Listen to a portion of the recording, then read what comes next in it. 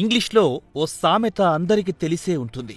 Blood is thicker then water అంటుంటారు. అంటే నీటి కంటే రక్తం చిక్కగా ఉంటుందని అర్థం. అదే మహారాష్ట్ర విషయానికి వస్తే blood is thicker than party అనాల్సి వస్తోంది. ఎందుకంటే ఈసారి జరిగే శాసనసభ ఎన్నికల్లో రాజకీయ కుటుంబాలు మాత్రమే పోటీ చేస్తున్నాయి. మిగిలిన వారికి మాత్రం ఛాన్స్ లేకుండా పోయింది. మహారాష్ట్రలో పరివార్ వాద్ మాత్రం ప్రస్తుతం ఊపందుకుంది. వంశవాద్ లేదా బాయ్ బతీజ్ వాద్లు మాత్రమే రంగంలో దిగి ఎన్నికల్లో పోటీ చేస్తున్నారు. అయితే దేశానికి స్వాతంత్ర్యం వచ్చిన నాటి నుంచి కేవలం కొన్ని కుటుంబాలు మాత్రమే రాజకీయాల్లో దశాబ్దాల నుంచి వేళ్లునుకుపోయాయి. ఉదాహరణకు గాంధీలు, అబ్దుల్లాలు, కరుణానిధి కుటుంబ సభ్యులు మాత్రం ఇప్పటికీ రాజకీయాల్లో చక్రం తిప్పుతున్నారు.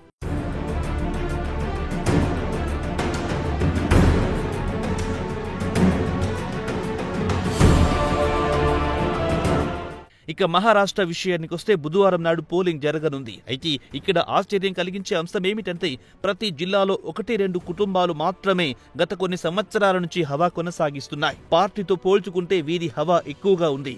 ఈ రాజకీయ కుటుంబాలు పార్టీలు మారితే అంతే. ఇక్కడ పార్టీ సిద్ధాంతాలు నచ్చకపోతే కొత్త పార్టీలు జంప్ అవ్వడమే కాకుండా తన అనుచరులను కూడా తమ వెంట తీసుకెళ్తున్నారు. తరతరాలుగా ఇదే తంతు మహారాష్ట్రలో కొనసాగుతోంది. అయితే కొన్ని రాజకీయ పార్టీల కుటుంబాలు ఒకరికొకరు సహాయం కూడా చేసుకుంటారు.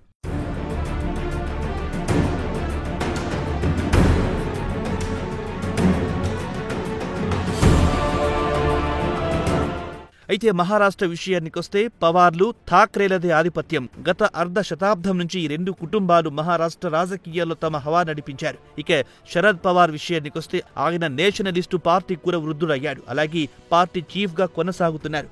ఆయన కూతురు సుప్రియా సూలే, వారి మనవలు రోహిత్, యుగేంద్ర ఒకవైపు, మరోవైపు పవార్ అన్న కుమారుడు అజిత్ పవార్ ఒకవైపు, ఆయన భార్య సునేత్ర ఒకవైపు. లోక్సభ ఎన్నికల్లో సూలే, సునేత్ర పోటీ పడ్డారు. సూలే గెలుపొందారు. ఇక బారామతి నియోజకవర్గంలో యుగేంద్ర, అజిత్ పవార్ పోటీ పడుతున్నారు. 1991 నుంచి బారామతి నుంచి అజిత్ పవార్ గెలుస్తూ వస్తున్నారు. మొత్తానికి చెప్పుకొచ్చేదేమిటంటే పవార్ కుటుంబంలో మూడో తరం కూడా రాజకీయాల్లో ఎంట్రీ ఇచ్చిందని చెప్పుకోవాల్సి వస్తోంది.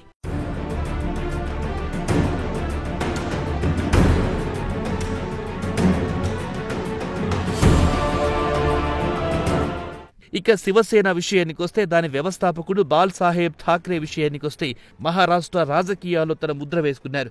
తన వారసుడిగా ఉద్ధవ్ను ఎంపిక చేశారు. అతని మేనల్లుడు రాజ్ ఠాక్రే వెంటనే సొంతంగా మహారాష్ట్ర నవ నిర్మాణ్ సేన అనే పార్టీ పెట్టారు.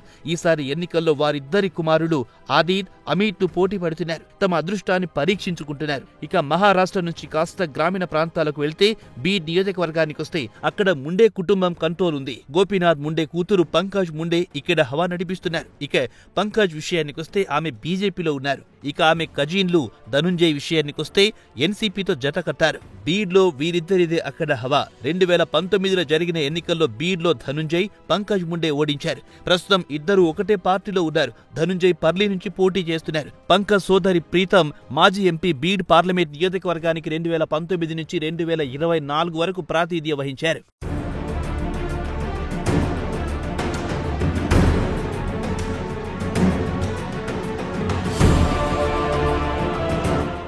ఇక బీడ్ నుంచి కాస్త ముందుకు మరఠ్వాడ్కు వెళ్తే లాతూర్లో దేశ్ముఖ్ కుటుంబం హవా నడుస్తోంది. విలాస్రావు దేశ్ ముఖ్యమంత్రిగా 2 సార్లు మహారాష్ట్రకు సేవలందించారు. ఆయనకి ఇద్దరు కుమారులు అమిత్, ధీరజ్లు పోటీ చేస్తుంటారు. వారి మరో సోదరుడు సినీ నటుడు రితేష్ వారి తరపున ప్రచారం చేస్తున్నారు. లాతూర్ నుంచి అమిత్ పోటీ చేస్తున్నారు. అలాగే బీజేపీ నుంచి అర్చనా పాటిల్ చాకూర్కర్ పోటీ చేస్తున్నారు. ఇక ఆమె ఎవరంటే మాజీ హోంమంత్రి శివరాజ్ పాటిల్ కోడలు. ఇక శివరాజ్ చౌహాన్ రాష్ట్రపతి కాబోతున్నారన్న టాక్ ఒక్కప్పుడు వినిపించింది. ఇక శివరాజ్ పాటిల్ విషయానికొస్తే ఆయన కాంగ్రెస్ వాది అయినా బీజేపీ నుంచి పోటీ చేస్తున్న తన కోడలుకు మద్దతు తెలుపుతున్నారు.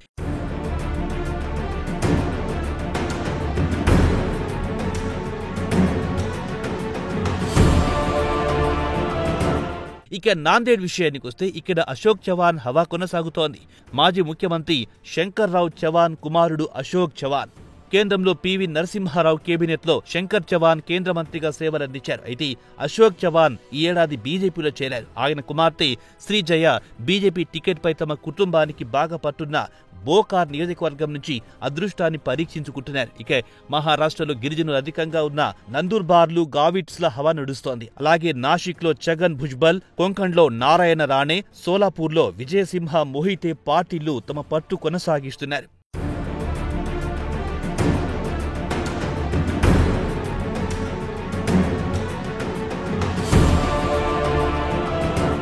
అయితే ఇక్కడి రాజకీయ కుటుంబాల విషయానికొస్తే వారికి రాష్ట్రంలో పెద్ద పెద్ద వ్యాపారాలున్నాయి. పాల ప్లాంట్ నుంచి చక్కెర ప్లాంట్ల వరకు అన్ని రాజకీయ కుటుంబాలకు చెందిన వారివే. అలాగే అతిపెద్ద విద్యా సంస్థలు కూడా వీరే నడుపుతున్నారు. ఒక విధంగా చెప్పుకోవాలంటే పోటీ ప్రభుత్వాన్ని నడుపుతున్నాయి రాజకీయ కుటుంబాలు. వీరంతా తమ తమ ఏరియాలో ప్రజల అవసరాలను తీరుస్తుంటారు. ప్రభుత్వం ఎలానో వీరి అవసరాలను తీర్చదు. ఇక వీరే ప్రజల అవసరాలను తీరుస్తున్నారు. ఇక ప్రజలు కూడా వారి నుంచి సాయం పొందాం కాబట్టి వారి రుణం ఓట్ల రూపంలో చెల్లిస్తుంటారు. బుధవారం ఓటర్లు తమ ఓటు హక్కును వినియోగించుకుంటారు. మరి ఎన్ని కుటుంబాలు విజయం సాధిస్తాయో వేచి చూడాల్సిందే.